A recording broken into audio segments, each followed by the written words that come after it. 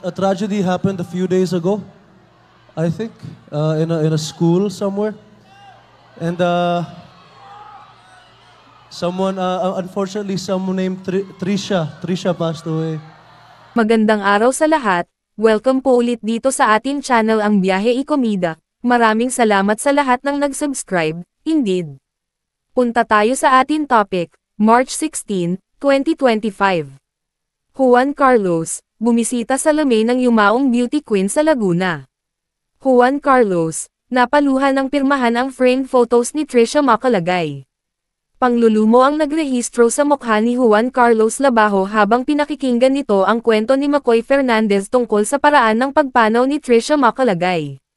Si Juan Carlos ay kilala sa palayaw niyang JK, pero mas gusto niyang tawagin sa kanyang tunay na pangalan.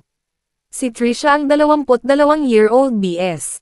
Biology graduating student, running for cum laude, na pumanaw dahil sa sunog na nangyari noong Huwebes 13 ng Marso taong 2025, Laguna State Polytechnic University, LSPU, sa Santa Cruz, Laguna. Si Makoy ang kaibigan ng ama at kapatid ni Trisha.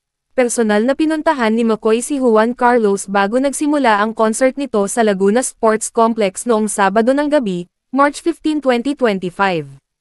Naroon si Juan Carlos para sa pagtatapos ng Laguna Festival na anilag. Ang sadyo ni Makoy, papirmahan ang mga larawan ni Trisha, na kilala ring beauty queen sa lugar. Si Juan Carlos ang paboritong mga awit ni Trisha. Ang mapirmahan ni Juan Carlos ang mga larawan ni Trisha ang tanging kahilingan ng pamilya ng dalaga. Pamatak ang luha ni Juan Carlos habang pinipirmahan ang larawan ni Trisha dahil naapektuhan siya ng husto sa malungkot na kwento ni Makoy tungkol sa pagkawala ni Trisha. Dahil sa sobrang kalungkutan, ilang beses huminto si Juan Carlos sa pagsusulat bago niya nakumpleto ang kanyang mensaheng, "You are loved, Trisha. With gratitude, Juan Carlos."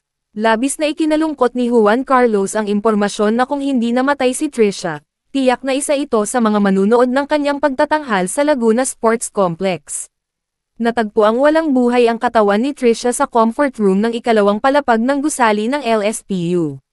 Bago nakita ang bangkay niya, umasa ang pamilya ni Trisha na buhay pa ito.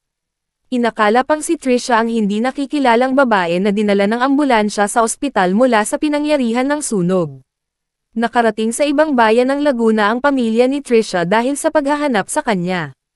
Huli na nang malaman ng pamilya ni Trisha na hindi siya nakaligtas sa sunog at nasa comfort room lamang ng LSPU ang katawan niya na wala ng buhay.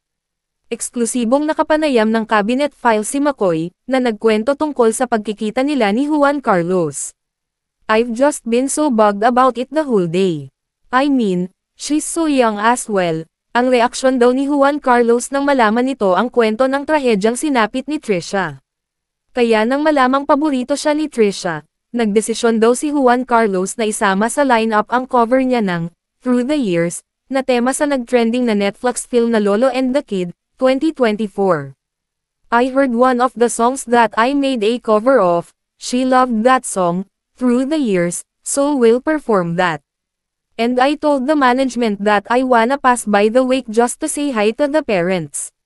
My heart is broken, honestly," pahayag ni Juan Carlos.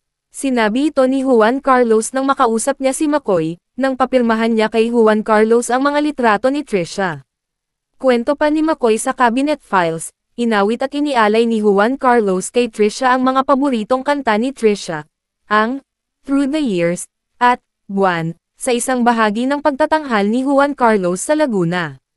Hindi raw napigil ang mapaluhan ng mga manunood dahil sa tagos sa pusong performance ni Juan Carlos.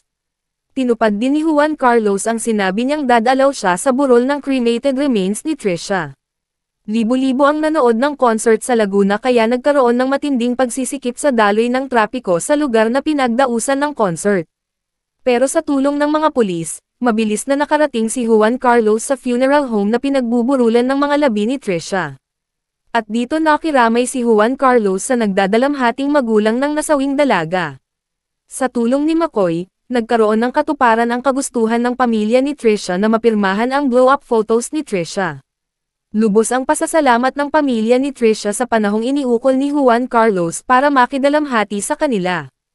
Ang kapatid ni Trisha na si MJ ay nagbahagi sa Facebook ng litrato ng pagbisita ni Juan Carlos sa Lemay. May caption at crying emoji ito, "Bunso, alam ko ang saya mo ngayon. Yung ngiti at kilig mo."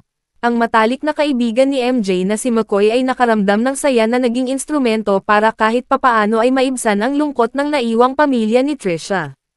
Mensahe ni McCoy kay MJ, "Being a father of 3 and father to my 2 daughters, this is the least that I can do for your family.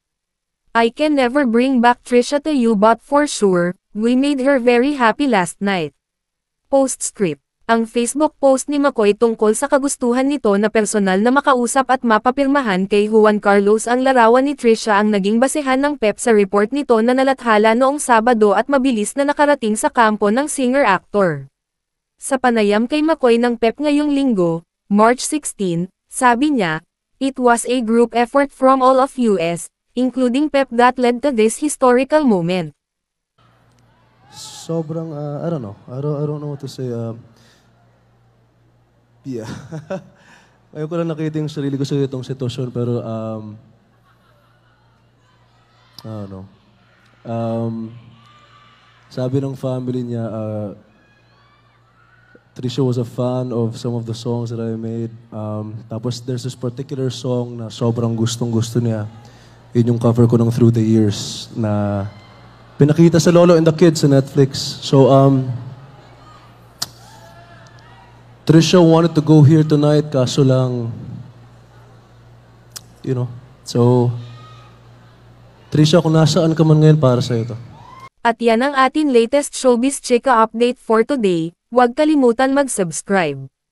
Click the notification bell for more showbiz chika updates. Like and share the video at suportahan po ang atin Facebook page. Maraming salamat sa lahat ng nag-subscribe. Indeed. Magandang buhay sa lahat. Adios. I can't remember when you weren't there, when I didn't care. Forever